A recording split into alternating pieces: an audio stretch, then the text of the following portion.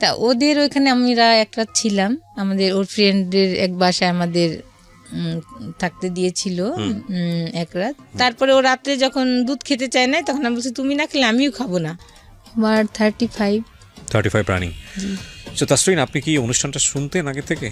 আমি আগে শুনতাম না, তো মেয়ের পরীক্ষার জন্য আমি টিভির কানেকশনটা অফ করে দিই। তখন যখন পরীক্ষা শেষ হয়ে যায় তখন মা মেয়ে যখন শোয়ার আগে এফএনএ, তখন আপনাদের এই রেডিওর মা আর মেয়ে দুজনে মিলে একসাথে শোনেন? হ্যাঁ, ও শুনে। ও very good, she is so cute. ওর বয়স কত? ওর বয়স এবার 9 চলে। শি ইজ মাশাআল্লাহ সো কিউট। এবং ও আছে, ও আমাদের আশেপাশে আছে। গল্পের প্রয়োজনে হয়তো বা ওকে আমরা বাইরেও পাঠিয়ে দেবো, কারণ গল্পটা খুব সেন্সিটিভ। এবং শি ইজ সো কিউট মাশাআল্লাহ। ওই কি আপনাকে খোঁজ দিয়েছে এই গল্প অনুষ্ঠানের নাকি? হ্যাঁ, আমাকে বলে মাম্মু তাহলে তুমি যত কান্না করো, তুমি যে মন খারাপ থাকে সবসময়, তুমি তাহলে এখানে যে তো আঙ্কেলদের সাথে যে নাম্বার দেয়, তখন বারবার কয়েকটা নাম্বার নেয়, তখন ওখানে চেঞ্জ থাকে নাম্বার, যে ওখানে গানের কথা চলে আসে ওই নাম্বারগুলা। পরে এক সময় আমার মেয়ে দ্রুত মশারির ভিতর থেকে যে কলমে আরেকটা মোবাইলে ওই নাম্বারটা লিখে তারপরে রেকর্ড করে রাখে। That's really great. আমার সাথে মেয়েই আগ্রহ ছিল বেশি। আচ্ছা, তারপরে আপনি ও শুনে বলে আপনি শুনতে গিয়ে আপনি নিজে খোঁজ পান। ঠিক আছে, চলেন শুরু করেন। আমি 2008-এ আমার বোন ধানমন্ডিতে থাকতেন, ওই বোনের হাজব্যান্ড থাকতেন কোরিয়া। তখন 2 ছেলেকে পড়ালেখার জন্য ওই বোন থাকতেন। তখন ওই বোনের বাসায় আসি। ওই নিচে আমার বাচ্চার বাবার ফুপু থাকতেন। তখন এরা আমাকে দেখে বলতো, আমি একটু আগে থেকে এই পর্দাটা, আমি এখন থেকে না, আমি আগেও নামাজি, কিন্তু তখন একটু বাইরে যখন ছিলাম, দেশের বাইরে, তখন স্টাইল, যেমন হেয়ার স্টাইল করতাম, অনেক নেল পালিশ চয়েস ছিল ড্রেস আপের সঙ্গে। আচ্ছা, তো আমি একটু পিছনে ফিরতে চাই আমাদের অনুষ্ঠানের নিয়ম অনুযায়ী, খুব ছোট করে, যেহেতু আপনার গল্পটা মূলত সংসার কেন্দ্রিক গল্প। তার আগে আমি একটু জানতে চাই যে আপনার ফ্যামিলি সম্পর্কে, লাইক আপনার বাবা কি করতেন, আপনার কয় ভাই বোন ছিলেন? আমার বাবা রোডস অ্যান্ড হায়ার প্রথম শ্রেণীর ঠিকাদার ছিলেন।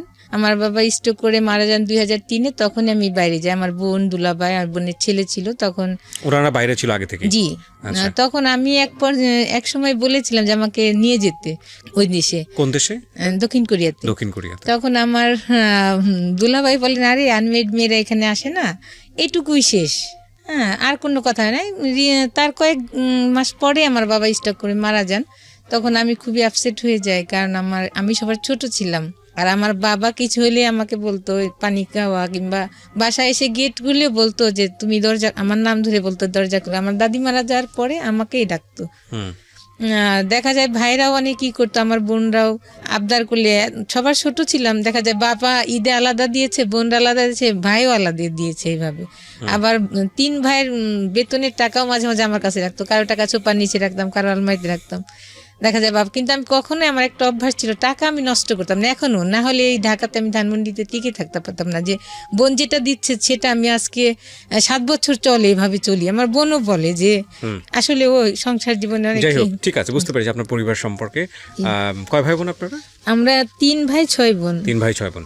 তো আপনি যে গল্পে ছিলেন যে আপনার বোনের বাসায় বেড়াতে এসেছেন, এটা দেশের বাইরে থেকে মানে থেকে আসার পরে, বাংলাদেশে আসার পরে? দেশে থাকা আসার পরে, যে ওটা একটা আমার ফ্যামিলির সাথে, আমার মায়ের সাথে একটু রাগ হয়েছিলাম। তারপরে যেই বোনটা আমাকে এখন যে সব কিছুই দেখে, তার উপরে একটু রাগ হয়েছিলাম, তার জন্য ওই বোনের বাসায় আসছিলাম। আর তাদের সাথে আমি টোটালি কন্ট্যাক্ট করতাম না, তখন সময় কাটাতাম শুধু। আমার রুমে একটা টিভি, আমি স্টেডিয়াম থেকে একটা টিভি কিনছিলাম ওই সময়, যে আমার সময় আসলে কাটে না ইবাদত করেও। আচ্ছা, আপনার পড়াশোনা বেশি দূর হয়নি? আমি বাইরে চলে গেলাম, ইন্টার করে আর করা হয়নি। ইন্টার পরে আপনি পড়াশোনা করতে পারেননি? ওকে, সো দেশে আসলেন, দেশে আসার পরের ঘটনা। দেশে আসার পর যাই হোক, এইভাবে আমার তাও সময় কাটে না, তখন বিভিন্ন তালিমে যায়, নিচে যায়। তখন ওই নিচের ওই সময় ওরা ছিল 2 বোন, তো আমাদের বাসায় আসতো, আমাদের বাসায় কোনো ছেলে ছিল না। তখন বেশ ওদের সাথে মাঝে মাঝে বাইরে যেয়ে খেতাম। আর আমার ব্যাগে তো পার্সে অনেক টাকা থাকতো, তখন মার্কেটে যেতাম, ওদেরকে বাইরে গেলে খাওয়াতাম। ওরা বলতো আন্টি ঠিক আছে খাও, আমিও খেতাম, মজা পেতাম, একা একা ভালো লাগে না, ওদের সাথে নিয়ে যেতাম। তখন আমাদের বাসায় এসে ওদের গেস্ট আসলে আমাদের বাসায় থাকতো, তখন আমার ফোন নিয়ে বলতো আন্টি একটু ফোন দিই। আমি বলছি আচ্ছা ঠিক আছে দাও। এভাবে কোথায় ওরা দিত আমি এটা জানতাম না, কিন্তু ওরা কথা বলতো। পরে ওই নাম্বার থেকে আমাকে আবার কল আসতো, তখন আমি বলতাম যে আসলে আমি তো ফোন দিইনি, এ আপনাকে দিছে। এইভাবে সে বিশ্বাস করতো না। এইভাবে সে একদিন 2 দিন কথা বলতে বলতে পরে আমার সাথে কথা হয়। পরে আমি তার সঙ্গে কোনোদিনও কথা বলিনি, মেসেজ পাঠাইতাম। তারপর ওই সময়টা মনে হয় টি20 খেলা হচ্ছিল, ক্রিকেটের টি20 হচ্ছিল। আমি আবার আগে থেকে ছোট সময় থেকে ক্রিকেট খেলাটার ভক্ত। তখন দেখতাম আর ওনাকে মেসেজ বানাতাম। তখন বলতাম যে ঠিক আছে, আজকে যদি এই বাংলাদেশ জিতে তাহলে আপনার সঙ্গে আমি কথা বলবো, মেসেজ পাঠাবো না। তখন ওই টি20 জিতার পরে 2008 সালে তখন আমি তার সাথে ওই দিন থেকেই প্রথম কথা বলি। তখন আমাকে বলে যে আপনি নাম্বার, আমি বলি কি আসলে এমুক নামে কি আপনাকে চিনেন? বলে হ্যাঁ, আমার মামাতো বোন হয়। আমি বলি হ্যাঁ, ওরাই ফোন করতো, কিন্তু আমি কখনো আপনাকে ফোন করিনি এই নাম্বার থেকে, আমার নাম্বার নিয়ে ওরা কথা বলতো। এইভাবে তার সাথে পরিচয় হলে সে তখন কি করতো, আপনার যে 2008 সালে ভোটের কাজগুলা যে হইতো, বিভিন্ন জায়গা থাকতো, তখন অনেক কথা হতো। তখন বলতো যে আমি তো আজকে কথা বলতে পারবো না, আমার এখানে রিচার্জের নাই। তখন আমি নিচে যেয়ে ওকে কখনো 100 টাকা নিচে রিচার্জ দিতাম না। তখনও বলতো কি, আমি ফোন দিতাম না, যখনই রিচার্জ দিতাম তখন আমি আর ফোন দিতাম না, দেখি যে ওকে দেন, আমি তো রিচার্জ করেছি। জি, তখন দেখতাম ফোন যে বল কে যেন আমার মোবাইলে টাকা পাঠাইছে। আর ও যখন ফোন করতো ভোর 4টা পর্যন্ত দেখা যায় কথা বলতো। আর আমার ব্যালেন্স থাকলে, আমার ব্যালেন্স শেষ হলে ও আবার ধরতো। তখন আমি ফজর নামাজ পড়ে পরে ঘুমাইতাম। পরে আরেকদিন বলতো আমি আজকে কথা বলতে পারবো না, কারণ আজকে আমার একটা রিচার্জ না, এখানে নাই। তখন আমি আবার ওই দিন ধরা পড়ে গেছি যে হ্যাঁ, আমি টাকা দিচ্ছি তাকে। এইভাবে মানে একটা বিষয় ক্লিয়ার ছিল যে আপনাদের দুজনেরই ভালো লাগা তৈরি হচ্ছিল। জি জি, 14 দিনের কথা হয়েছে, আমাদের দেখা হয় নাই। ফ্যামিলি থেকে আমার মা বোনরা একটা ছেলে ঠিক করে আমার সিটিতে, ছেলেটা আমাকে আমার বোনের বাসায় দেখতে আসে। পরে আমার বোন জিজ্ঞেস করে যে তোর কেমন লাগছে? আমি বলি জি ভালো। তখন এক পর্যায়ে ছেলেও পছন্দ করে, কিন্তু ছেলে বলে আমাকে 6 মাস পরে তুলে নিবে, এখন বিয়ে হবে। তখন আমার বোন জামাই বোনরা এক পর্যায়ে যায় আমার সিটিতে। আমার চাচা, আমার বাবা যেহেতু বাচ্চা ছিলেন, আমার চাচা গার্জিয়ান ছিলেন, আর আমার মা, সবাই তারা যে ওই বাসায় যে বলে যে না আমরা দিব, কিন্তু বাট উঠায় আনার পরে 6 মাস রাখেন, তাতে সমস্যা নাই, কিন্তু যেদিন বিয়ে হবে সেদিন মেয়ে নিয়ে আসতে হবে, আপনাদের বাড়িতে নিতে হবে। এটা কে বলে? আমার ফ্যামিলি থেকে। আচ্ছা। তখন এক পর্যায়ে ওটা আমি জানতাম না। এই দিন যেদিন আমার ফ্যামিলি থেকে ছেলের বাসায় গেছে, ও তার আগের দিন আমি ওকে ফোন দিছি যে আমার মনে হয় এক জায়গায় বিয়ে হওয়ার কথা। বললো যে তোমার যাওয়ার দেখা না, আমি একটু কালকে ভিতরে আমি ঢাকা আসতেছি, ঠিক আছে তুমি যেও না। তখন আমার বোনদের বললাম যে আমি যেয়ে কি করব, এখনই তো সব কিছু না, আপনারা তো কথা বললাম, আমি তো আর যাবো না বাসায়, আমি থেকে যাই। তো বললো আচ্ছা ঠিক আছে। তখন আমার বোনের ছেলে মেয়ে আর আমি বাসায় রইলাম। পরের দিনও আসলো। তখন আমি আবার ওই দিন একটু পার্লারেতে এসে, এখন আমার বোনের ছেলেটা এখন কানাডা পড়ে, তখন ও ছোট ছিল, বলতো যে আন্নু তুমি কোথায় যাচ্ছ? তখন আমি বললাম যে এই ডেটিংয়ে যাচ্ছি, কিন্তু ও বিশ্বাস করে না, কারণ আমি আসলে এই টাইপের ছিলাম না। আসলে সত্যি ওই দিন আমি ডেটিংয়ে যাচ্ছিলাম, মানে ওর সঙ্গে আপনি দেখা করতে যাচ্ছিলেন। তখন ওকে বললাম, ইন দ্য মিন টাইম 14 দিনের মধ্যে কিরকম হয়েছে যে আপনি ওকে পছন্দ করে ফেলেছেন, ভালোবেসে ফেলেছেন, ও আপনাকে ভালোবেসে ফেলেছে? ওর কথা অনেক শুনতাম, ওই যে ওর কাজিনদের মুখে, এই দিক থেকে ভালো লাগে। 14 days is not enough to fall in love actually, but soft corner তৈরি হয়েছে। জি জি, মাঝখানে যেটা হতো আমার বিয়ের যে ওর আমি যে নিচে থাকতাম, যখন ওরা যেতাম, ওরা আমাকে ওর আম্মা, ওই মেয়ের মারা বলতো যে এর জন্য বিয়ে হবে। আমার যে আমার যার সাথে বিয়ে নেক্সট ডে হলো, তার যে চাচা, তাকে বলতো যে ওনার জন্য একটা ছেলে দেখো। তাই উনি আমার বলতো যে যার মুখই দেখলাম না তাকে বিয়ে কিভাবে ঠিক করব।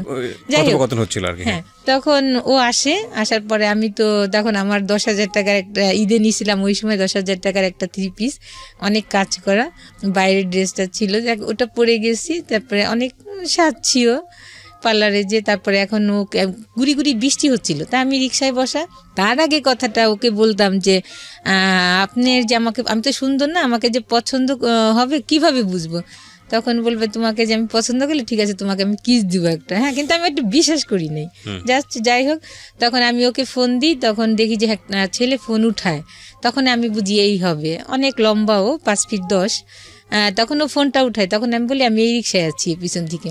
তখন ও আসে, রিক্সায় বসেই প্রথমে গিয়ে আমাকে কিস দেয়। তখন আমি মানে কি কথা বলবো না কি করবো, আসলে হারাই ফেলি তখনকার ইয়েগুলা। তখন আমি রিক্সাওয়ালাকে বলি কি যে মামা আমি কোথায় যাবো, ওই সময় আসলে কোনো মাথায় আসছিল না। তখন আমি বলি মামা আপনি ধানমন্ডি পার্কে যান, গুড়ি গুড়ি বৃষ্টি হচ্ছে, ওটা মাথায় খেয়াল করি নাই। তারপরে গেলাম, ওখানেই জাস্ট 1 ঘন্টা কথা হয়েছে। তখন এই কথাগুলো বললাম, শেয়ার করলাম। তখন ও বললো ঠিক আছে, কোনো সমস্যা নেই, আমি বিয়ে করবো তোমাকে, আমার দেশে যেতে হবে না, ওই ছেলেকে বিয়ে করতে হবে না। তখন আমি বললাম ছেলেটা তখন জানতাম যে ও তো ইঞ্জিনিয়ার, কিন্তু ওই কাজটা তখন ও করে, ভোটার আইডি কার্ডের কাজটা হ্যাঁ কাজ করে। তারপরে কি হলো বললাম, তখন বললো কি চলো একটু মার্কেটিং। তখন তো আমার কাছে আসলে অত টাকা ছিল না, তখন আমি ওর জন্য একটা মেরুন পাঞ্জাবি দিই কাজ করা, পাকিস্তানি। 14 দিনের মধ্যে এত দূর চলে গেলেন আপনারা? ওই যে আমার বিয়ে ঠিক হয়েছে দেখে ও আসছি ঢাকাতে। বাট ঠিক আছে, বাট ওরা আমি দেখি নাই। আপনাকে তো দেখতে আসতেছে, বিয়ে তো ঠিক হয়নি তখন। ওই জন্য ও যখন কথা হলো তখনই বললো যে না তোমার ওখানে যেতে হবে না, আমি তোমাকে বিয়ে করবো। তারপরে আমি বললাম যে আপনি যে বিয়ে করবেন ঠিক আছে, আপনি তো আত্মীয় আছে তাহলে এখানে, তাদেরকে বলে না তাদেরকে বলা যাবে না। আমি কই আপনার বাবা মা না, কি না তাও বলা যাবে না। মানে আপনি ওকে ভালোবেসে ফেলেছেন, টু বি অনেস্ট? হ্যাঁ আসলে 14 দিন কথা হয়েছে। যাই হোক, এইগুলো কিন্তু পয়েন্ট, হ্যাঁ এগুলো খুব পয়েন্ট, এবং এগুলো আমাদের জীবনে প্রতিনিয়তই ঘটে। 14 দিন হয়েছে ওনার ক্ষেত্রে, কারো ক্ষেত্রে 1 ঘন্টা হয়ে যায়। আর ওই দিনে আমি প্রথম দেখি, তারপরের দিনে আমার আর কি বিয়ে হয়। তখন আমরা নিউ মার্কেট যাই, নিউ মার্কেটে যে আমার সাইজ চুজ করে ওর ড্রেসগুলো আগে কিনে দিই ওকে, আর আমার শাড়ি পুরা টাকাটা হয় না, আমাদের যে টাকা ছিল শপিংটা হয় না করা। পরে আমি কিছু টাকা করে রেখে আসি, বলি আপনাকে এইভাবে আমি পাঠাই দেবো, দিয়ে যাবো এখানে। পরে এসে আমার শাড়িটারিও কেনার পর আমার ব্লাউজ বানাই দিতে দেয়। আর আমরা বাইরে তখন খেলাম, দুজনে খেয়ে আমাকে আমার বাসার কাছেই নামাই দিয়ে চলে গেল। আপনারা দুজন সম্পর্কে জানতেন? ওই যে ফোনে যত কথা হয়েছে। মানে কি জানতেন? ওর পরিবার সম্পর্কে ডিটেইল জানতেন? হ্যাঁ জানতাম, কেন ওর কাজিনরাই সবসময় বলতো। আচ্ছা, আমাকে আগে আপনার পরিবার সম্পর্কেও জানতো না? তেমন জানতো না আমার পরিবারের সঙ্গে। 14 দিনের দিন দেখা, প্রথম দেখাতেই এরকম একটা ঘটনা। আমি আসলে কিছু বলি নাই, কিন্তু কারণ কি তাকে চিনি না, তার কাছে আমার ফ্যামিলি এত কথা। পরের দিন আপনারা বিয়ে করার প্ল্যান করছেন, তো বিয়েটা তো আসলে পারিবারিক বন্ধন, দুই পরিবারকে বলেছিলাম আমি। কিন্তু ও তখন একটা বলে যে না, যদি বিয়ে না হয়, তুমি যদি অন্য কোথাও বিয়ে করো তাহলে আমার কি হবে জানি না। তখন আমি ভাবলাম যে, আর আমি তখন ওই যে যখন ধান পার্কে গেলাম, ওকে আসলে মুখও দেখতে পারিনি, শুধু পায়ের দিকে তাকাইলাম। আসলে আমার পাটা অনেক সুন্দর না, আমার হাত সুন্দর কিন্তু, বাট ওর পাটা অনেক সুন্দর ছিল। আমি তখন পায়ের দিকে তাকাই থাকতাম, পা দেখে আরো না, আমি ওই নিচেই তাকাই আছি তো, পাই দেখতেছি শুধু, তার মুখের দিকে লজ্জা পাচ্ছি তাকাইতে। তখন শুধু পাই দেখতেছি, তখন বলছি যে পাটা যখন সুন্দর নিশ্চয়ই লোকটাও সুন্দর হবে, এমন। তখন যখন ও অন্যদিকে তাকাচ্ছে হয়তো বা তখন আর চোখে একটু দেখি, কিন্তু আমি এতই লজ্জা বোধ ছিল, কিন্তু তখন আমি অনেক ম্যাচিউরড মেয়ে, কিন্তু আমি লজ্জা পাচ্ছিলাম ওর দিকে তাকাইতে। ফোনে কথা হওয়ার দেখা অনেকটা একটু থাকে, ব্যতিক্রম থাকে। তখন যখন ফেস টু ফেস কথা কই তখন লজ্জা ছিল, কিন্তু ওকে আমি অনেক টাইম ওর মুখের দিকে তাকাইতে পারিনি। যাই হোক, এক পর্যায়ে তখন ও মার্কেটে নিয়ে যায়, এগুলা কিনা হয়। তখন আমি ওর ওই কাজিনের মায়ের কাছ থেকে আমি টাকাগুলো নিই। তখন আমার ব্যাংকে যাওয়ার ছিল না, পরে ওখান থেকে 6,000 টাকা নিয়ে আমি আরো মার্কেটের ওখানে দোকানটা দিয়ে আপনারা নিজেরা শপিং করেছেন। পরে ও আমাকে রেখে গাজীপুর এক ফ্রেন্ডের বাসায় যায়। আমি কালকে তুমি রেডি হয়ে থাকো, আমি তোমাকে নিতে আসবো। অনেক বৃষ্টি থাকে, এত বৃষ্টি, আমাকে ছিনজি করে নিতে আসে। ওই দিন আমি একটু সাজি যে আজকে যখন আমার একটা দিন, তখন সে যে ওর ওই ফুপুকে আমি সালাম করতে যাই, আমি বলি কি দোয়া করেন, বলে হ্যাঁ আপনার মনে আসা পূর্ণ হোক। কিন্তু সে জানছে না যে তারই আসলে ভাইয়ের ছেলে। যাই হোক, পরে ওখানে অনেক ওরা অ্যারেঞ্জমেন্ট করে, গাজীপুর সালতা আমার বিয়ে হয়। বিয়ে হলে বিয়ে ছিল ওর ফ্রেন্ডরাই ছিল, আমার কেউ ছিল না আমার পক্ষে।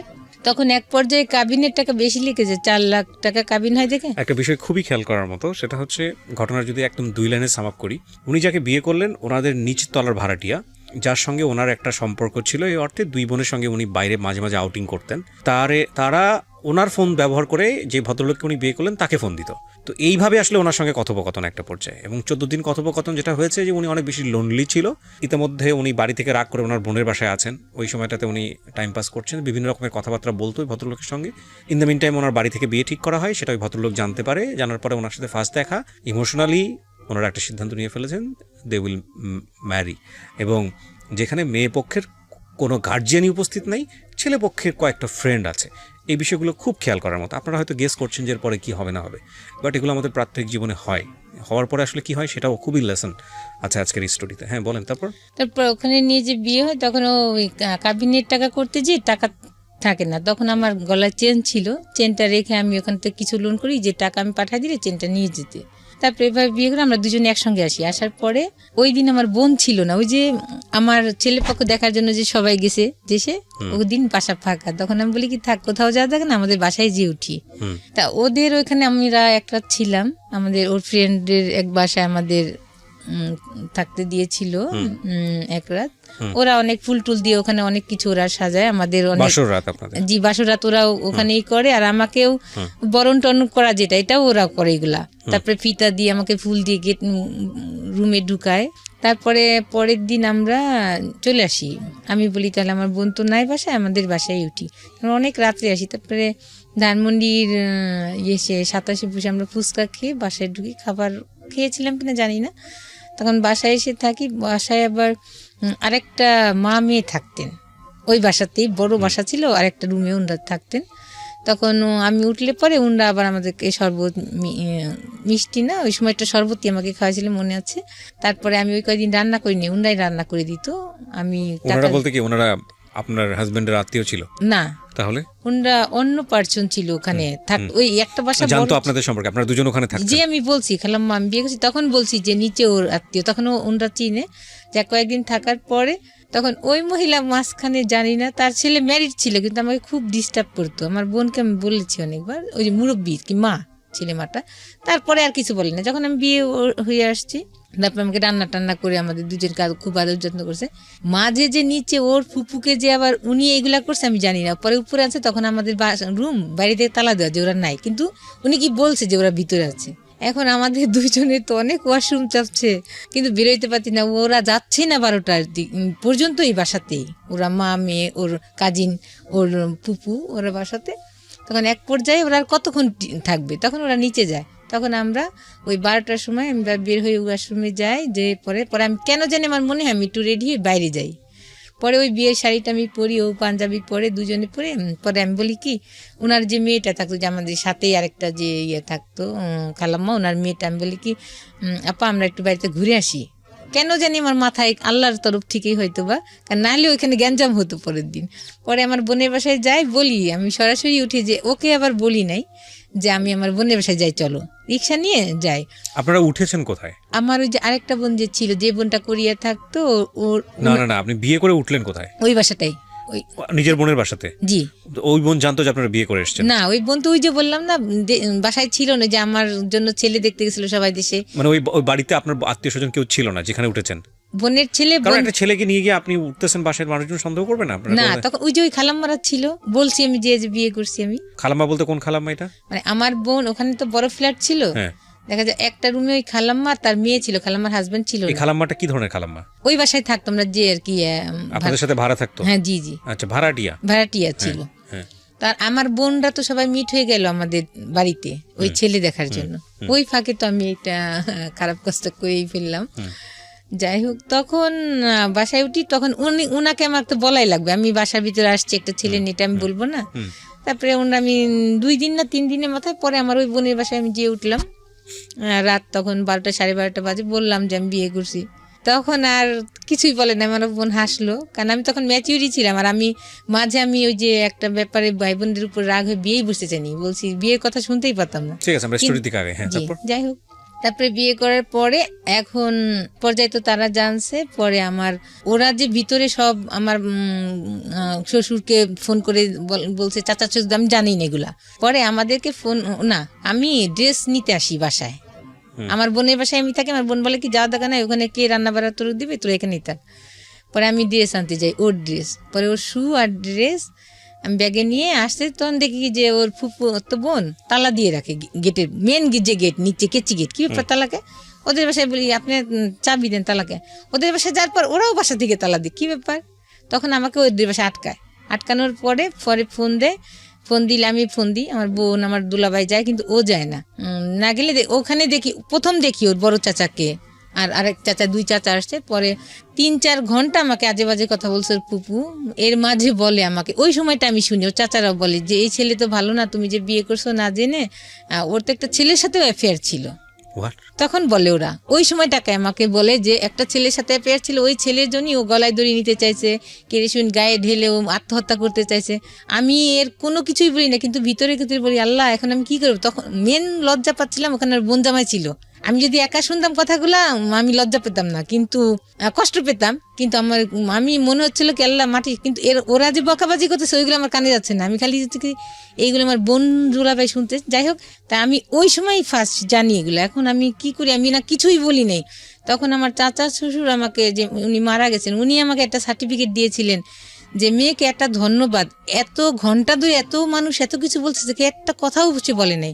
তখন আমাকে বললো তোমার মতামত কি? আমি বলি কি আসলে তো আমি একটা অন্যায় করে ফেলেছি, আমি এখন কি বলবো, এটা আমার, আমি বলেছি ওকে যে গার্জিয়ানকে ইয়া করতে, কিন্তু ও গার্জিয়ানের আপনাদের করে না। আমি বলছি আমার গার্জিয়ান নিয়ে, ওর গার্জিয়ান নিয়ে, কিন্তু ওইগুলা করেন। এক পর্যায়ে আমি বাধ্য হয়েছি ওর সঙ্গে বিয়ে বসতে।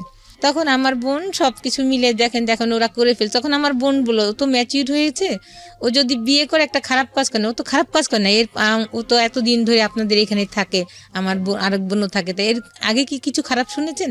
বলছে না। তাহলে কিভাবে খারাপ বলতেছেন? আমার বোন সে বিয়ে করছে, কোনো খারাপ কাজ করে নাই।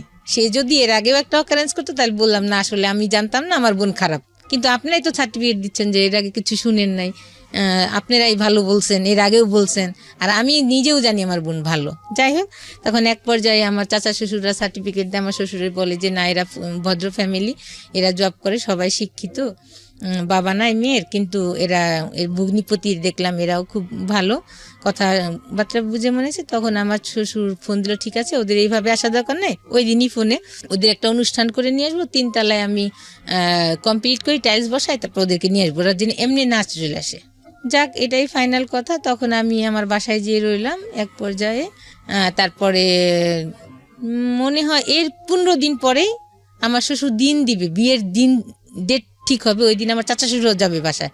আমার শ্বশুর আবার গ্রামের বাড়িতে গিয়েছিলেন, ওখান থেকে আসার সময় সে নৌকায় একটা নদী পার হইতে হয়, গ্রামের বাড়ি থেকে আসার সময় নৌকাতে উঠার আগেই সে মনে হয় ওয়াশরুম চাপে সাইডেই ওয়াশরুম করতে যে স্টক করে, ওয়াশরুম করতে যে সে উঠে সাথে সাথে সে স্টকে পড়ে যায়। ওখান থেকে তাকে হাসপাতালে আনতে আনতে সে মারা যান। তখন আমাদের বিশ্বাস হয় না, তখন আমার ওই বড় চাচা শ্বশুর ফোন করেন যে তোমরা কি কিছু জানো? আমরা বলছি না। তখন ওকে বলে যে তাই তুই চলে আস। তখন আমার বোন বলে যে তাহলে তুই ওর সাথে যা, আমাকে বলে। তখন আমিও যাই, আমি মনে হয় যাই সঙ্গে, ওর যাই গেলে পরে ও বাড়িতে নেন আমাকে। ওর একটা স্যার ছিলেন, স্যারের বাসায় আমি থাকি টিটিসিতে, আর ও বাড়িতে যায়। ও বাড়িতে যাওয়ার পরে আমার দুলাভাই আবার যায় ওই দিনই, ওর সঙ্গে আমার দুলাভাই যায়। পরে গেলে আমার দুলাভাই ওই সময় মৃত বাড়ি গেলেও সে তার যে সামাজিকতা সেটা করে গেছিলেন, দাদি শাশুড়ি, নানি শাশুড়ি, আমার শাশুড়ির জন্য শাড়ি, এগুলা সব সে সামাজিকতা করে গেছেন। তখন তারা বললো যে দেখেন এখন তো এই পর্যায়ে অনুষ্ঠান করার আসলে মন মানসিকতা নাই, আর মানুষও একটা খারাপ বলবে, তাহলে আপনি ওকে, আমার বাচ্চার বাবার কথা বলে যে ওকে যে নিয়ে আসুক। এক পর্যায়ে আমাকে নিয়ে যায়, ও অনুষ্ঠান ছাড়াই নিয়ে যায়, গ্রামের বাড়িতে উঠায়, ওখানে ছোটোখাটো অনুষ্ঠান হয়, তারপরে আমাকে শহরের বাড়িতে নিয়ে আসে। তারপর শাশুড়ি ওই বাড়িতেই থাকে, গ্রামে থাকে। আমার বোনরা আমাকে রেখে আসে শহরে। এক পর্যায়ে আমাকেই সব বহন করতে হয়, তাদের শুধু ঘরে চাল ছাড়া আর কিছু লবণও রাখে না, আর কলের পানি ছিল। আমার বোন আমাকে 10,000 টাকা দিয়ে আসে যে হাত খরচ বাবদে, ওই 10,000 টাকা আমি 1 মাসে খরচ করি, এর ভিতরে আর কোনো বাজার কর না। তারপর এক পর্যায়ে সিলিন্ডারে গ্যাস শেষ হয়ে যায়, আমি চুলাতে রান্না করতে পারি না, পরে আমি গ্যাসও কিনি। এক পর্যায়ে তারা আর বাজার করে না, কিছুই করে না, কিন্তু তার ভিতরে আমি যাওয়ার পর থেকেই তারা করে যে আমাকে ছাড়াবে। নেক্সট একটা কথা, আমার দাদি শাশুড়ি ভাই উকিল ছিলেন, তা উনাকে আবার আমার শাশুড়ি ওনার সঙ্গে যোগাযোগ করে যে ওকে নিয়ে কথা। তখন আমার হাজব্যান্ডকে নিয়ে যায়, আমার দাদি শাশুড়ি ফোন করে নিয়ে যায়, বলে যে কত টাকা কাবিন করছি, সেগুলো বলে কি বুঝে শুনে করছিস, এত টাকা কাবিন করছিস, বউ তো ছাড়তে হবে। বলে আমি বিয়ে তো করছি ছাড়ার জন্য না, যাই বিয়ে করছি ছাড়ার জন্য না। এইভাবে অনেক ঝামেলা চলতে থাকে। আর আমাকে যত শাস্তি যত প্রকারে আছে, আমাকে ডাইনিং স্পেসে শুতে দেয়। দেখা যায় যে ও আসলে আমি সারাদিন আমরা কথা বলতে পারি না, আমি যদি কিচেনে থাকি ও কিচেনে যে আমার সঙ্গে কথা বলে, আমাকে ধরে কিচেনে।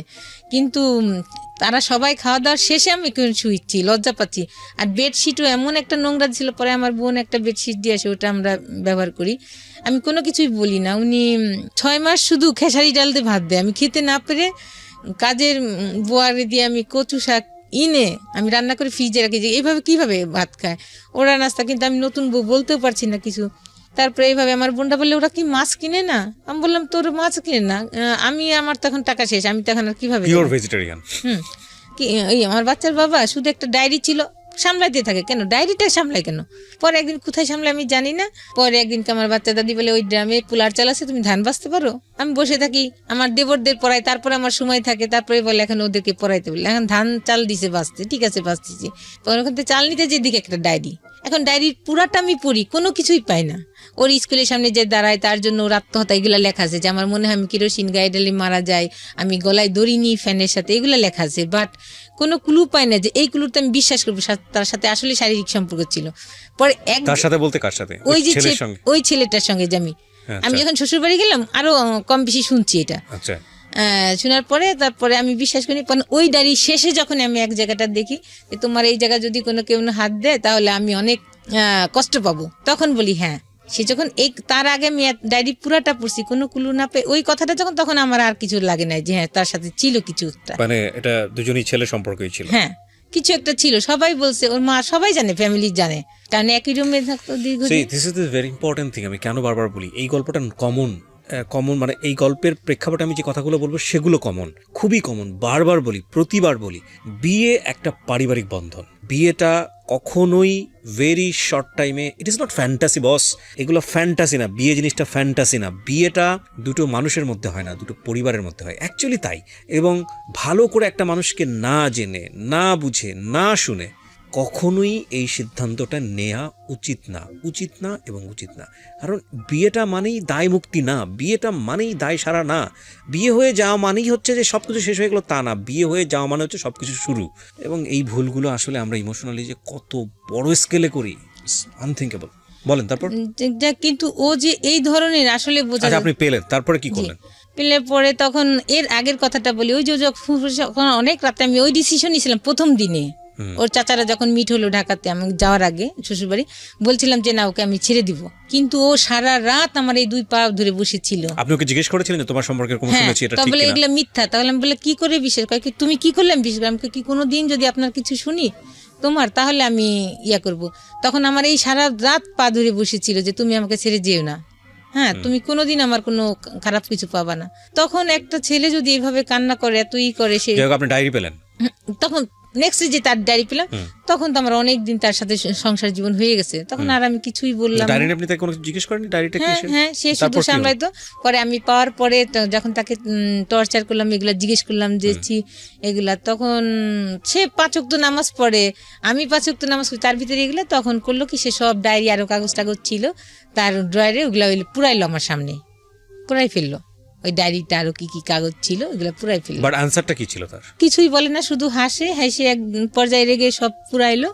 পুরার পর তখন আমার তো নতুন সংসার, কোনো কিছুই রাগ না। বিয়ের কয় মাস পরে ঘটনা এটা? বিয়ের 2 মাস 3 মাস পরে।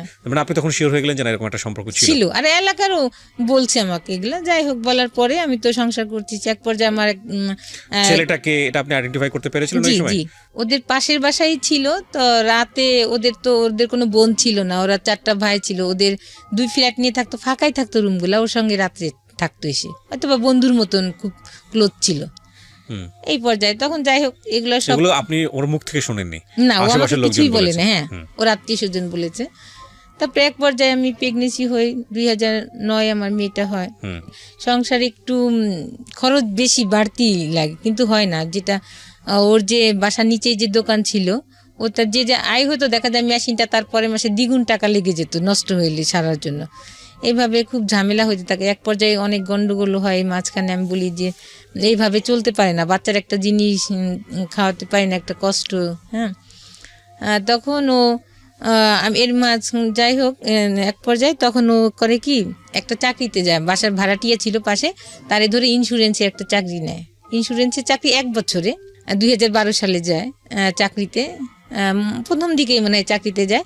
তখন সে ভালোই চাকরি করতে থাকে, বেশি স্যালারি ছিল না, তার ভিতরে আমি চলে যেতাম। সে জানতো, চুপচাপ কিছু বলতাম না। দেখা যায় আমার 4 বছরের সংসার জীবনে সে একবার একটা ইলিশ মাছ কিনেছিল, আর একবার বাইলে মাছ কিনেছিল, আর মেয়ের জন্য সে মাছ আনতো পাঙ্গা, সেটা দে। কিন্তু আর এদের এত সম্পত্তি, এতই, কিন্তু এটা এত হিসাবি, এত কৃপণ। ও যখন জবে যায়, আমি জানি না, মাঝে মাঝে এসে বলে যে আমার এক ম্যাডাম আছে, ওখানে ওই টেবিলটায় গেলে উনি এই কাজ কার্ড এক্সট্রা পায়, টাকা পায়। তাই আমি বলি আস্তে আস্তে দেখো, প্রায় ম্যাডামের কথা বলতো। তখন আমি এক পর্যায়ে বলি, এই তুমি এত ম্যাডামের গল্প, তুমি যে সহজ সরল মানুষ, তুমি তারপরে অল্পতেই মানুষের ফাঁদে পড়ে যাও। কয় কি আরে না ঝামেলা। আমি কী হয়েছে? কয় কি না ম্যাডামের একটা পারিবারিক সমস্যা। আমি কই কেন, ওনার ভাই বোন নাই? কয় হ্যাঁ, এক ফুপা আছে, ওনার হাজব্যান্ডের সাথেই হচ্ছে না ঝামেলা। এর ভিতরে কিন্তু সেই জড়াই গেছে, আমি জানি না। আমার বাচ্চার যখন সেকেন্ড বার্থডে, ওই দিনই ও প্রথম ঢাকায় যায়। পরে আমি এগুলো মিলাই, আসলে কি ওকে আমি অন্ধবিশ্বাস করতাম কেন জানি।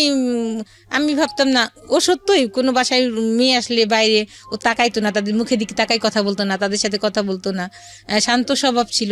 আমরা যদি কথা বললে বলতো যে তোমরা তো বাইরে যাও না, বাইরে গেলে তো মুখ আমার দেখায় যায়, তোমরা এত জোরে কথা বলো কেন, বাসার রাস্তা থেকে শোনা যায়। এই ধরনের সে খুবই, আর সে কি বলবো, অন্য ধরনের মানুষ ছিল।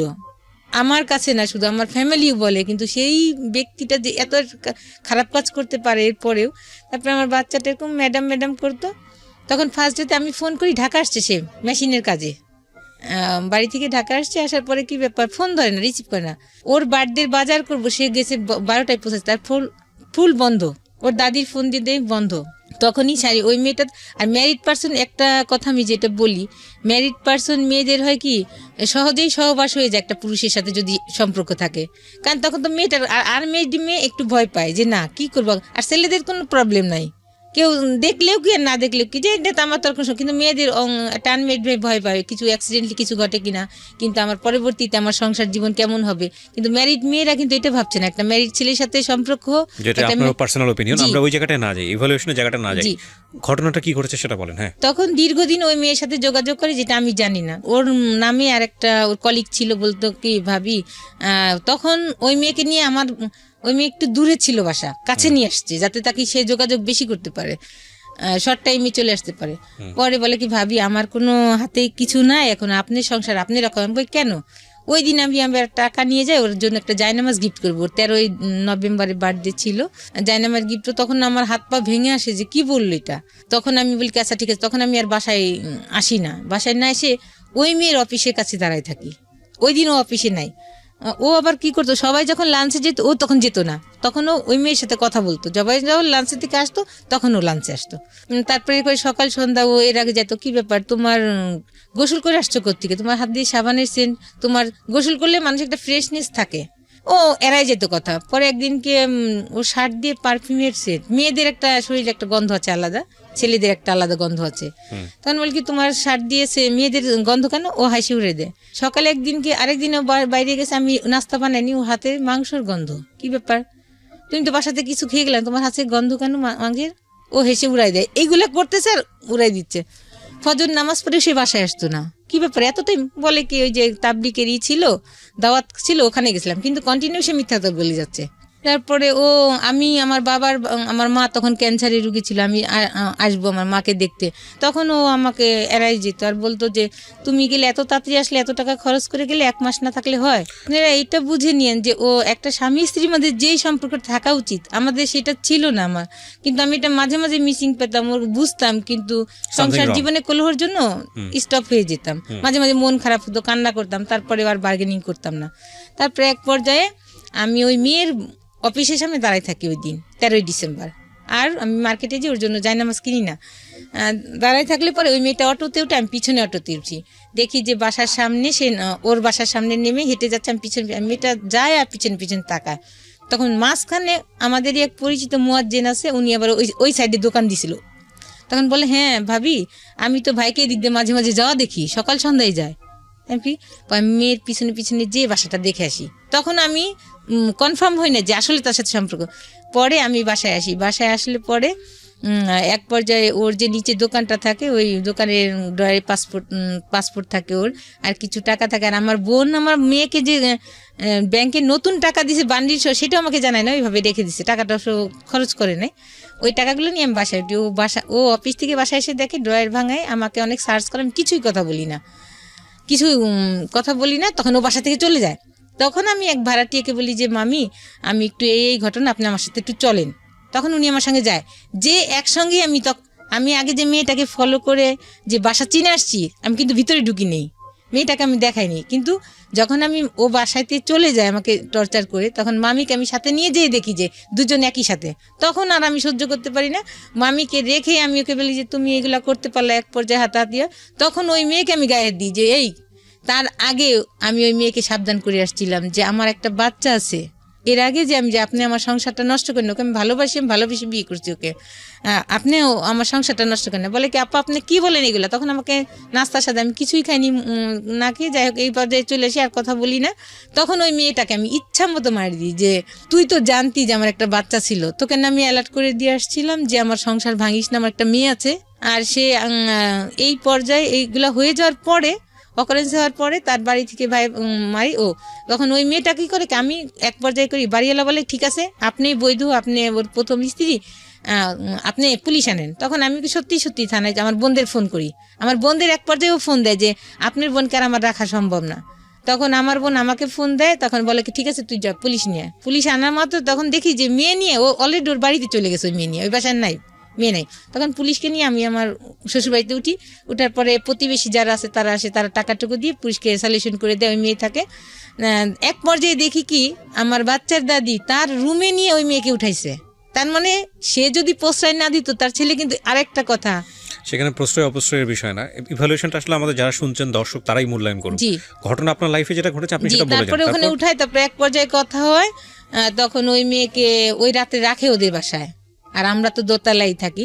কিন্তু সে এর মাঝে সে করতো কি, বাথরুমে যে মেসেজ পাঠাইতো, কথা না, বাসায় যতটুকু রাখবে সে কথা না বলতে পারলে বাথরুমে যে মেসেজ পাঠাইতো। পরে আমার গার্জিয়ানরা গেল, অনেক টর্চার করলো, তুমি এই ধরনের কাজ করতো, সব জায়গায় কি তোমার সাথেই শুধু ওই মেয়ের দেখা, আর কারোর সাথে দেখা না? বলে হ্যাঁ আমি এটা অফিসে করি না, তুমি অফিসিয়াল কাজ, তার বাসায় বাড়িতে যেত না। ওই ঈদের কথাটা মিসিং হয়ে গেছে। সে করছে কি আমাদের বাসায় রেখে সে ওই মেয়ের বাড়িতে গেছে। প্রশ্নের উত্তর দেন। সেটা হচ্ছে আপনি যেটা বললেন যে মেয়েটাকে ছেলেটাকে আপনি একসাথে পেয়েছেন, পুলিশ নিয়ে আসছেন, তারপরে বিষয়টা কি মীমাংসা হলো আপনাদের মধ্যে? মীমাংসা কি ছিল? মীমাংসাটা ছিল আপনার সঙ্গে থাকবে আপনার হাজবেন্ড না বলে না, আমি এমনি গেছিলাম, আমি তাকে বিয়ে কিছু করি। মীমাংসাটা কি ছিল, রেজাল্টটা কি ছিল? আপনার সঙ্গে রয়েছে, হ্যাঁ আপনার সঙ্গে থাকবে, আপনি সেটা মেনে নিলেন? হ্যাঁ মেনে নিলেন। তার মানে সে ওই মেয়ের সঙ্গে আর যোগাযোগ করবে না। এরপরে ঘটনা সামনে দিকে, আমি আমার ফ্ল্যাটে, আমি থাকতাম দোতলায়, ওর আমার শাশুড়ি থাকতো তিনতলায়। তখন ওরা চলে, মেয়েকে আমার শাশুড়ি রেখে দিল, সকালবেলা পাঠাইলো। যাই হোক অফিসে আরো মানুষজন, অনেক ঝামেলা হইলো।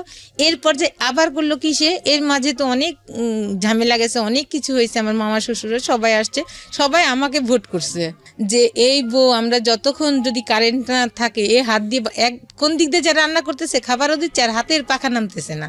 সে আবার কি করলো, ওই মেয়েকে এক পর্যায়ে, এর মধ্যে তো অনেক ঝামেলা চলতেছে, ঝামেলা প্রায়ই হয়। সে কথা বলে আমি ঝামেলা করি। সে দেখা যায় যে নিচে আমি টিউবওয়েলে পানি খেতাম, সে আনতে যেয়ে সে কথা বলতেছে। সে আসলে পানি কলসিটা টিউবওয়েলে ওখানে রেখে, আমি তো বউ মানুষ, আমি নিচে যাব না খাবারের পানি আনতে, সেই আনতো। তখন সে নিচে যাচ্ছে, হাতিমালি কলেজের মাঠে যেয়ে সে কথা বলতেছে। মাঝখানে যে তখন মেয়ের গলায় বটি ধরছি, সত্য কথা বল, কার সাথে কথা বলছিস, না এই যে জব দিব তোর মেয়েকে। তারপরে বললে পরে সে বলে যে হ্যাঁ তুমি বটি নামাও, আমি সত্যি কথা বলতেছি। বললে পরে বলে যে ওর সাথে কথা বলতেছিলাম, কিন্তু আমার দরকার ছিল কথা। আমাকে দরকার তাহলে ঘরে বসে বলতা, আমার সামনে বলতাম, আমি তো কিছু বলতাম না। কিন্তু কন্টিনিউ সে মেয়ের সাথে চালাই যাচ্ছে। আবার কি করছে, যেই বাসায় যে গন্ডগোল হলো, সে কি করছে, ওই বাসা দেখে মেয়েকে আরেকটা বাসা নিছে। তখন আমার তো একটা বাচ্চা আছে, ওকে আমার সঙ্গে নিয়ে যেতে হয়। তখন আমার বেবিটা 3 বছর।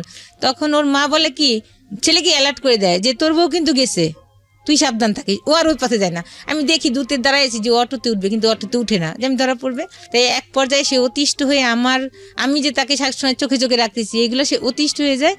তখন কি করে, এক পর্যায়ে সে মেয়ে নিয়ে চলে যায়। বলে আমাকে বলে কি, আমি তো এই কয় তারিখে এসে যাব, ঢাকাতে যাবো, আমার কাজ আছে। স্যার আমাকে, তার মাঝখানে আমি স্যারকে এবার ফোন দিছি, এমডি স্যারকে, স্যার ও কিন্তু ওই মেয়েকে নিয়ে যাবে, আপনি ছুটি দিবেন না। স্যার আমার আচ্ছা ঠিক আছে। তখন ওকে বলে যে তুমি তো আমার শুক্রবারেও কাজ আছে, তুমি যাইতে পারবে না, বৃহস্পতিবার লঞ্চে উঠবে।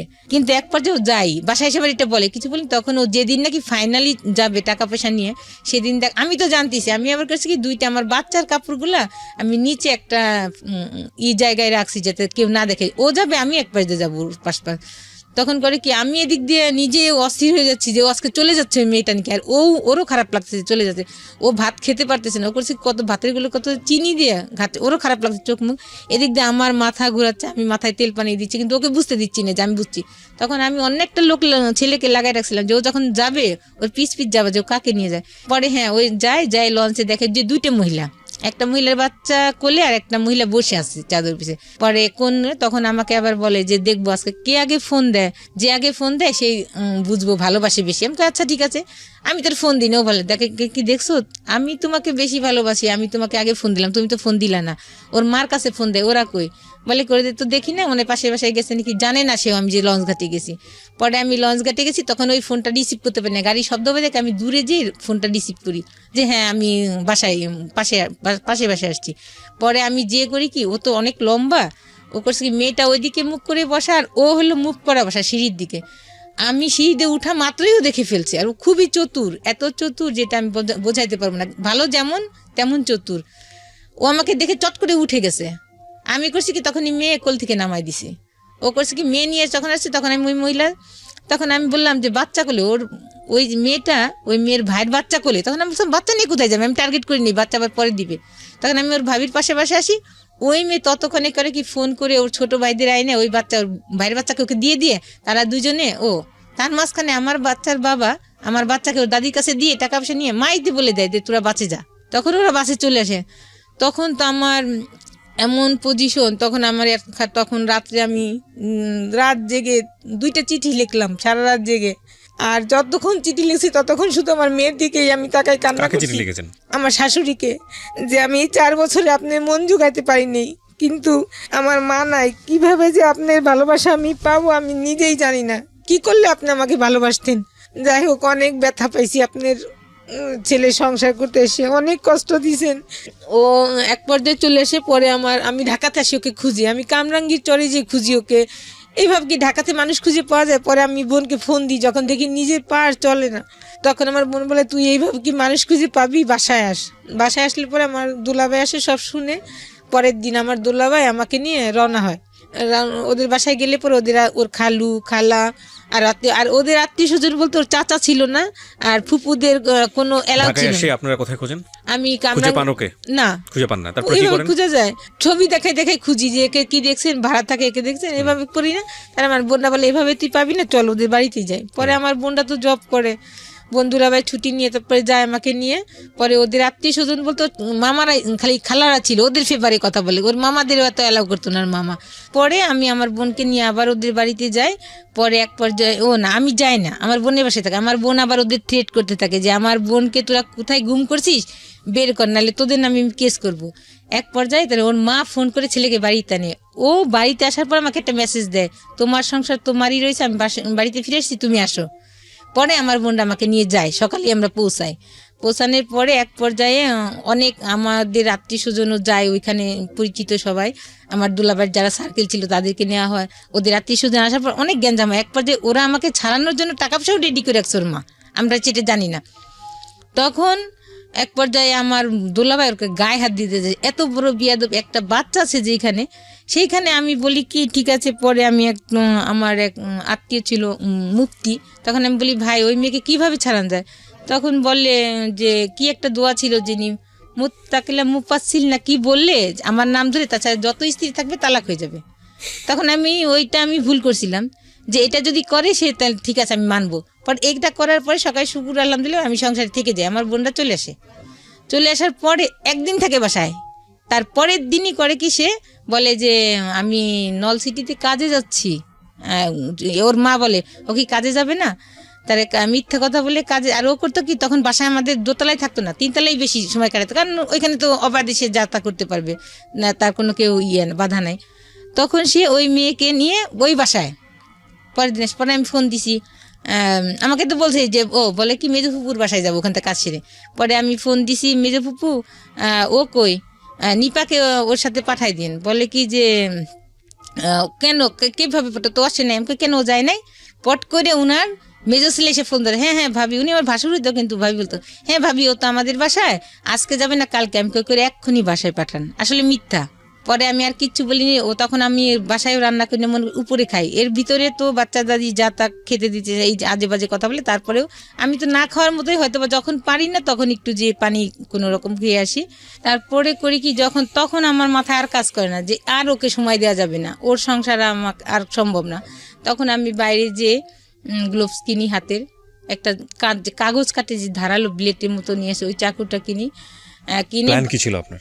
প্ল্যান ছিল যে আমি যখন ওর সংসার করতে পারলাম, কোনো মেয়েই জানি সংসার করতে পারে না, এটাই আমার মাথায় ছিল মানে যে ওরা একটা এমন ব্যবস্থা করবে হ্যাঁ, যাতে করবো, করে যাতে ও আর কোনো মেয়ের জীবন নষ্ট করতে না পারে। তখন এক পর্যায়ে ও পরের দিন রাত্রে আসে, আমি তো রেডি হয়ে বসে আছি, আমি বাসায় রেডি থেকে ও বাসায় আসে, আসার পরে উপরে দুজনে একসঙ্গে খাই। আমি কোনো কথা অন্য দিন কিন্তু অনেক ঝামেলা করি কোথায় গেছিলে, কিন্তু ওই দিন কোনো কথাই বলিনি।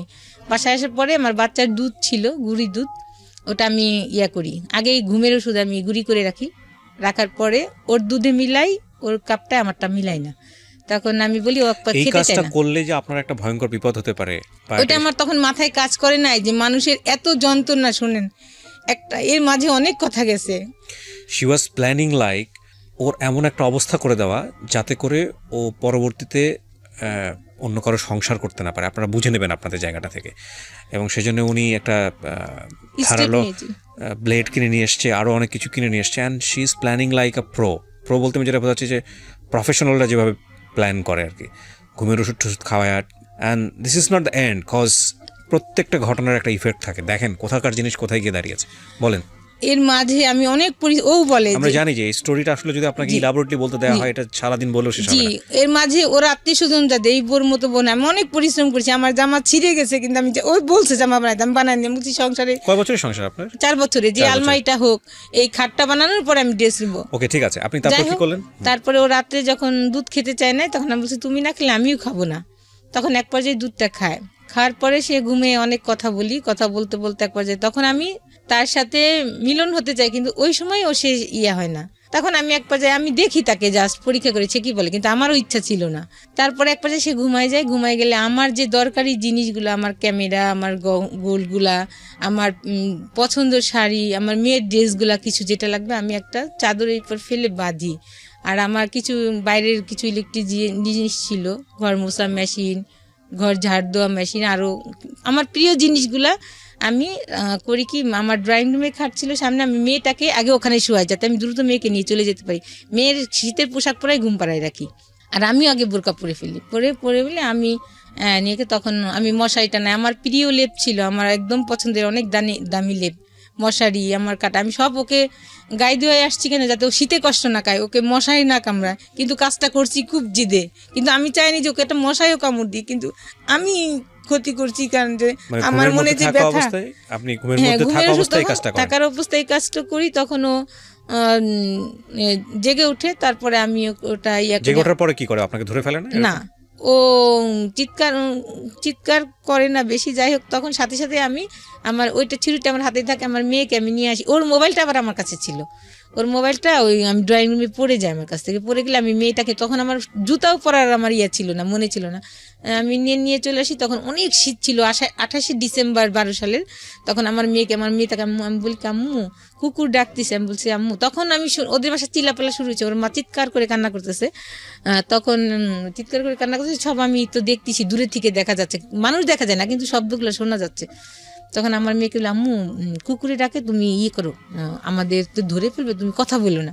ওকে আমি তখন পারে, তখন আমার সামনে দিয়ে অ্যাম্বুলেন্সে নিয়ে যায়, অ্যাম্বুলেন্সে নিয়ে গেলে ওখানে কাজ করতে পারে, ঢাকায় নিয়ে আসে। ঢাকায় নিয়ে আসলে অ্যাম্বুলেন্সে নিয়ে যায় মানে কি, এই ঘটনা ঘটার পর পরে আমি দেখতেছি আমার সামনে দিয়ে নিয়ে যাচ্ছে, আমি তো সাইডে দাঁড়ানো, আমি তো ফ্যামিলি মেম্বার যারা ছিল তারা তো ওই বিল্ডিং এই ছিল, হ্যাঁ 3 তলায় থাকতো, ওরা তখন দোতলায় চলে আসছে, ওরা তো সবাই বুঝে গেছে যে আপনি কাজটা করেন, সবাই তো অলরেডি নাই, বাসায় নাই, তখন সবাই চলে আসছে।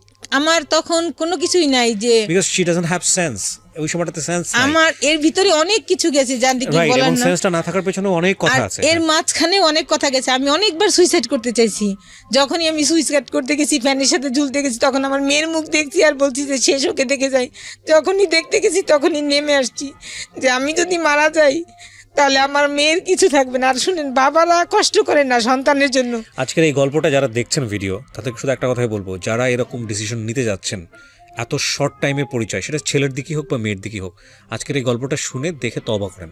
Don't do this boss, cause it's not your decision, it's a family decision. বিয়ের পরের জীবনটা যে আসলে কি বিয়ের আগের টের পাওয়া যায় না, এবং এই সিদ্ধান্ত কোনোভাবেই ইমোশনালি, শুধু ইমোশনালি দুজন মানুষকে ভালো করে না জেনে, দুটো পরিবারকে ভালো করে না জেনে নেওয়া উচিত না, উচিত না, উচিত না, উচিত না। একেবারে আমৃত্যু পর্যন্ত আমি এই কথাটাই বলবো, যতদিন রেডিও প্রোগ্রাম করবো। Do not do this, do not do this, do not do this, please. তারপর কি হলো? তারপর ওকে নিয়ে ঢাকাতে আসে, ওই দিনই আমি অনেক কুয়াশা থাকে ওই দিন, আমি আমার বোনের সাথে কন্ট্যাক্ট হয় শুধু, আর কারোর সাথে আমি কথা না বলে ফোনের সাথে কন্ট্যাক্ট করি, ফোনটা অফ স্টপ করে দিই। তারপর একটা অটো আমাকে একটা আমার জায়গাটার নাম মনে নেই, বাস স্টপিটে আমাকে দেখে যায় আমার বাচ্চা সহ। তাকে আমি অনেক শীত, আমি বসে থাকি, কেউ থাকে না, গার্ডরা থাকে, ওখানে বসে থাকি। তারপর একটা সকাল 6টার দিকে বাস আসে, একটু দেরি হয় বাস আসা, কারণ কুয়াশা ছিল অনেক।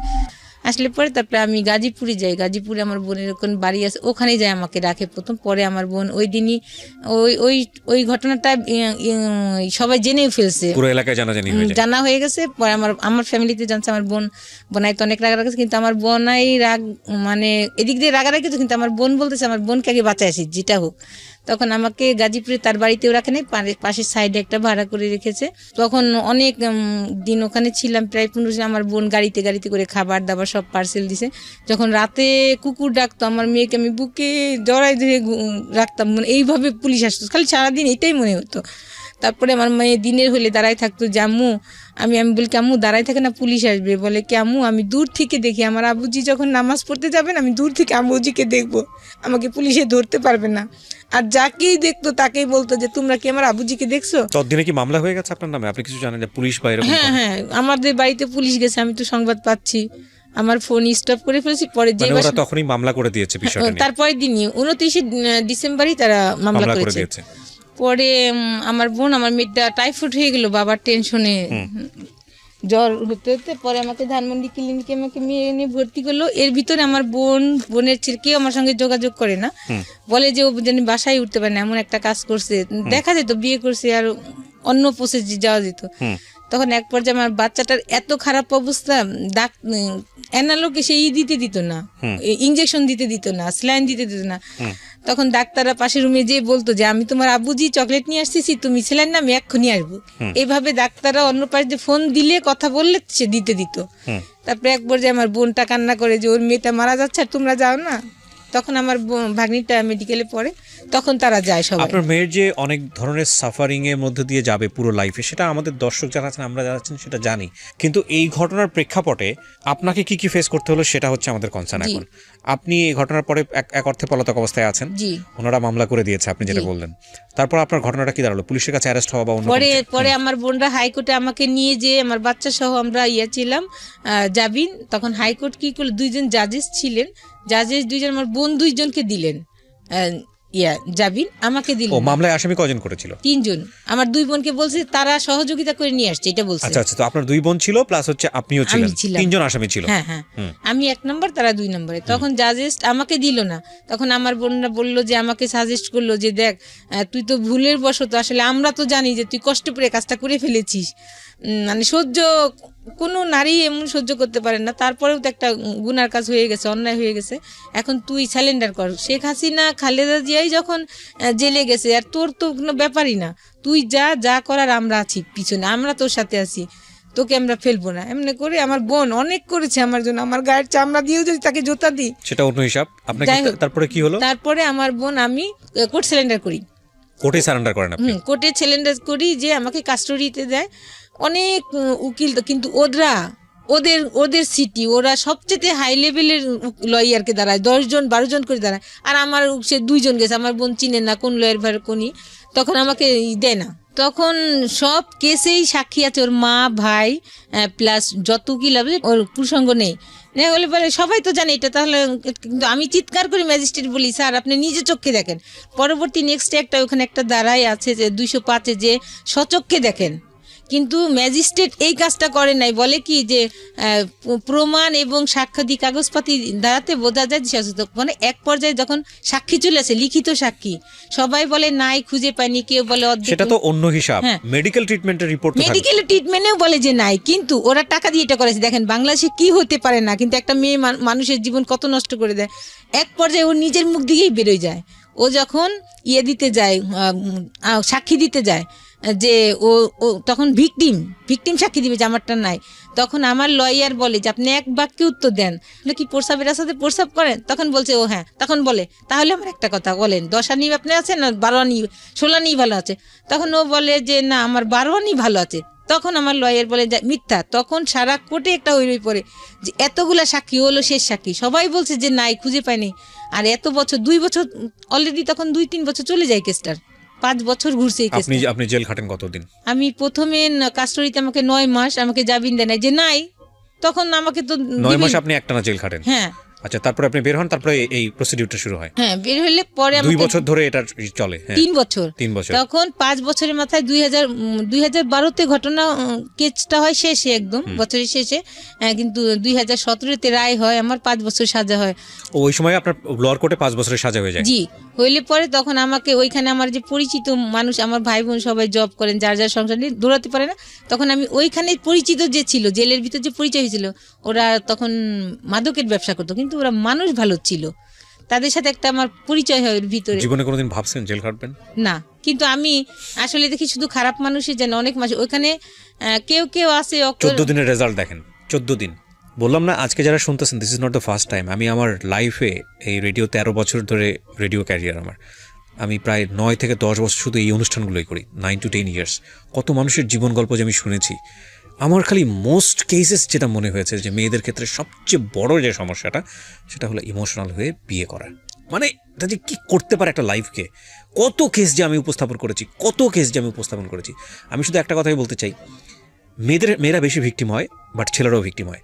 Please do not do. প্রেম আসতে পারে, কিন্তু বিয়ের সিদ্ধান্তের জায়গাটা এরকমভাবে নিয়েন না, কজ জীবনটা যে কত কঠিন। My goodness. ভদ্রমহিলা আরও কি বলে শোনেন। হ্যাঁ, তারপর যেদিন সাজা হয় সেদিন ছিল বৃহস্পতিবার, আমি রবিবারে কোর্ট সিলিন্ডার করি, ওনাদের কাছে টাকা পয়সা দিই যে 30,000 টাকা দিই যে আপনি আমাকে হাইকোর্ট করেন, বাকি টাকা আমি দিব। তারপরে 5 মাসের মাথায় আমাকে হাইকোর্টে থেকে জামিন দেয়। জজ কোর্টে থেকে আমাকে দেয় না, আমাকে তো মেট্রো কোর্টেতে সাজা হলো, জজ কোর্টেতে আমাকে দেয় নাই। কিন্তু আমি জজ কোর্টেতে কিন্তু 5 বছরের সাজা আমি জজ কোর্ট থেকে পেতাম, আমাকে দেয় নাই জামিন। পরে আমাকে হাইকোর্টে থেকে জামিন দিলে জজ কোর্ট থেকে আমি চলে আসি। পরে ওই সময় আমি যখন জেলে ছিলাম 5 মাস, ওই সময়টা আমার বাচ্চা পানিতে পড়ে গেছিল, তখন আমার বাচ্চা সাঁতার জানতো না, আজকে আমার বাচ্চা এই পর্যায়ে থাকতো না। আমাদের একটা ভুলের কারণে, একটা নারী হয়ে নারী সংসার এবং আমাদের সন্তানগুলো শেষ। আপনি বারবার নারীর কথা কেন বলছেন বলেন তো? আপনার যে জামাই, হ্যাঁ পুরুষ, আপনি তার কথা কেন? ওই নারী যদি না জেনে শুনে আসতো তাহলে আসতো না আমার কথাটা। এটা আপনার 100% ভুল ধারণা। এই চিন্তার জায়গা যদি আপনি ডেভেলপ না করেন, তাহলে হয়তো আপনার জীবনে আবারও ভুল হবে, আল্লাহ মাফ করুক। প্রথম কথা হচ্ছে যে আমার চারপাশে তো ভুল করার মতো অসংখ্য এলিমেন্ট আছে। তো তার মানে কি বিষয়টা এরকম যে আমি ভুল করব, কেউ একজন এসে আমাকে জোর করে ভুল করাচ্ছে? আমরা তো সবাই অ্যাডাল্ট। মেয়েটার দোষ দিয়ে লাভ কি? আপনার হাজবেন্ড তো থাকা অবস্থায় গেছে, যদি আপনার কথা সত্যি হয়ে থাকে, তো দোষটা আপনার হাজবেন্ডের। আল্লাহ পাক আমার ইবাদত কবুল। আর আপনাদের ইন্টারনালি কোনো প্রবলেম ছিল কি না ছিল সেটা তো আপনারা ভালো জানেন, আল্লাহ ভালো জানেন। সেটা ওইটা নিয়ে আমরা বরং ওই মেয়েটাকে দোষ না দিই। মেয়েটা যদি দোষ থেকে থাকে, তাহলে মেয়েটার চিন্তা করা উচিত ছিল যে হ্যাঁ, এই সংসারটা, একটা বাচ্চা আছে, এই সংসারটা টিকে থাকা উচিত। এটা আমি আপনার সাথে একমত। কিন্তু এটার মানে এরকম না, যদি আপনার হাজবেন্ডের স্বভাবই এটা হয়ে থাকে, তাহলে ওই মেয়েটা না থাকলে আরেকটা মেয়েকে সে বেছে নিত। চলে আসছি, এই যে ক্লুটা ধরতে পারছেন। আমি তখন চিন্তা করলাম যে এই মেয়েটাকে আমি আত্মীয় স্বজন সব ঝামেলা করে ধরে কেস কাবারি দিয়ে আমি একে বাদ করতে পারি, কিন্তু এ আবারও যাবে। আচ্ছা, আমি যে প্রসঙ্গে জানতে চাই, আপনাকে 5 বছরে যখন সাজাটা দেওয়া হলো, আপনি হাইকোর্টে মামলাটা নিয়ে গেলেন। হাইকোর্টে নিয়ে আমাকে জামিন দিল, এখন জামিনে আছি আমি। এখনো জামিনে আছেন? তার মানে মামলাটা এখনো চলছে এবং এটা কবে নাগাদ রেজাল্ট আসবে, কি হবে না হবে আপনি জানেন না? জানি না। এমন হতে পারে যে আপনার সাজা হয়ে যেতেও পারে। আমার বহাল রয়েছে। তখন আমি এইবার চাইছিলাম যে আমাকে পার্মানেন্ট জামিন দিতে, কিন্তু পার্মানেন্ট জামিন আপনাকে দেয় নাই। আমাকে 1 বছর দিয়েছে। 1 বছর। তার মানে এই মামলাটা কত বছর যাবত চলছে? 2012 সালের ডিসেম্বর, 29 ডিসেম্বর থেকে। আপনি আমাকে সহজ কথা এক লাইনে বলবেন, প্রত্যেকটা মোমেন্টে মনে হয় না যদি 5 বছরের সাজা হয়ে যায় কি হবে মেয়েটার? হ্যাঁ, সবসময় মনে হয়। তার মানে উনি বাইরে আছেন, কিন্তু আলটিমেটলি ভেতরে, উনি মনের ভিতর থেকে উনি জেলে আছেন। আরেকটা যেটা কথা বলি, আল্লাহ সত্যই সবার জন্য আছেন। আমি সবসময়, আমি 5 ওয়াক্ত না, আমি বেশিরভাগ ওখানে যখন থাকছি শুধু জায়নামাজি আমার কাজ। আমাকে সবাই বলতো যে কে খালি জায়নামাজিই বসে থাকি। আপনিও তো মামলা করেছিলেন? হ্যাঁ, আমি নারী নির্যাতন এবং একটা আমার কাছে যৌতুক নিয়েছিল 2 লাখ টাকা আমার বাবা থেকে। সেটা ওই মামলা কি হয়েছে? ওরা চালাকি করে একসময় বলছিল আমাকে মাঝখানে যে তুমি কেসগুলো উঠে নিয়ে আমরা কেস উঠাবো। তখন আমি মিসিং এই ভুলটা আমি করি। তখন ওর আত্মীয় স্বজন বলছিল, যখন ওরা যেটা বলাইছিল যে সে কেসগুলো উঠে কাগজপত্র নিয়ে এসুক, আমরা মাঝখানে আমি সব কেস উঠাইছি, কিন্তু তারা কেস উঠাবে না। তখন বলে আমার বোনটা গেছে, গাড়ি নিয়ে গেছে, আমাকে নিয়ে গেছে।